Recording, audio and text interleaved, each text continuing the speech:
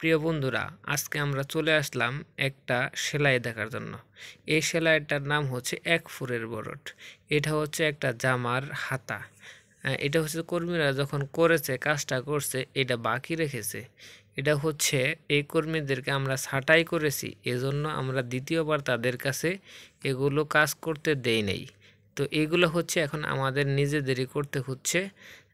এই ভরাটটাকে এক ফুরের বরট বলা হয়। এই পাশ থেকে দিয়ে আমরা ওই পাশে শুধু সেলাইটা উঠাই নেই।